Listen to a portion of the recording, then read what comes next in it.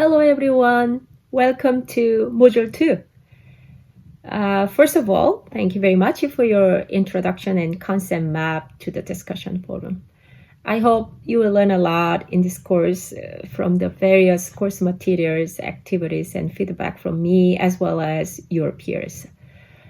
Due to the nature of the course design, I don't think this course requires a high level of one-on-one direct interaction between students and instructor, but whenever you have any questions or need further clarification, please feel free to email me through Canvas inbox.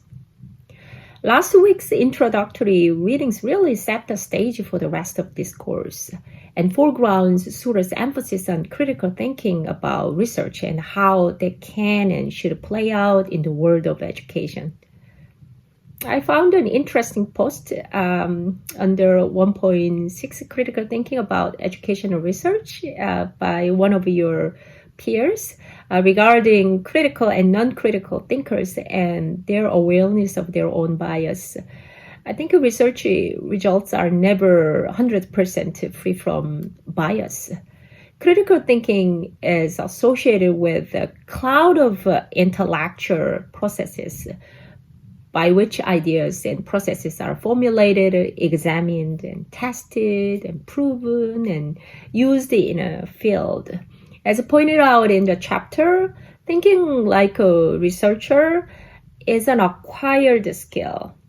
The skill may not come to us naturally, but by putting in work to think critically, we can become more effective researchers and better educators. As a starting point, Sura encourages us to think, more specifically critical thinking, when it comes to both in doing and interpreting research. I hope you find more on what it means to be a scientist, a reflective thinker, and critical thinker as this course moves on. Relating to critical thinking about research, I would like to make a comment here. When it comes to research, we need to remember that research is the formal and systematic application of the scientific method to the study of problems. I think some of you may have watched my course intro video. I just mentioned this briefly in the video. And no matter what method we choose, it has to follow certain procedures and steps. And the procedures and steps should be transparent. Our conclusions should be based on quantitative, mixed, or qualitative evidence that is collected through observations, experiments, and or experiences. The research should be rigorous by embodying certain skepticism about conclusions and employing procedures to reduce and control bias. In addition, research studies should be ethical because researchers have responsibility to the subjects, participants, peers, and those who will use the results of the studies. We will learn more about research procedures and steps throughout the course.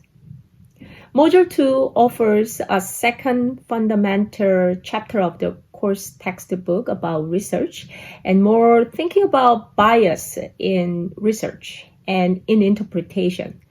Week 2 also incorporates a couple of pragmatic tasks with the goal of making sure each of you is well skilled in being able to effectively seek out published research in the areas of your interest. A couple of activities for week 2, module 2. I want you to complete the library tutorial and submit your reference list, which is task 1. You will be able to find task 1 in the module. And begin your participation in task 2. I want to note the importance of APA referencing. APA referencing is important from an academic perspective. The cornerstone of any academic writing is dissemination of ideas.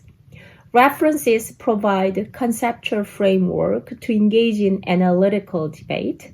Detailed information about APA is included in the library tutorial. I believe all of you have already explored course structures and content, and you may have found some activities are not graded. Yes, correct. Some activities such as introduce yourself and concept map are not graded, but I encourage you to make time to participate in the activities. There are no particular rubrics or expectations, word count, or references for the informal activities, as they are just for your own learning. You can respond to the prompt, or you can add your own questions or opinions on a particular module readings or topics. So please feel free to use them for your own learning. One last comment is about the length of discussion forum post. If you want to make a contribution to the discussion forum, it would be ideal if you contribute only one idea or topic to each post, not long multi-ideas. And happy learning, and I will see you in the course.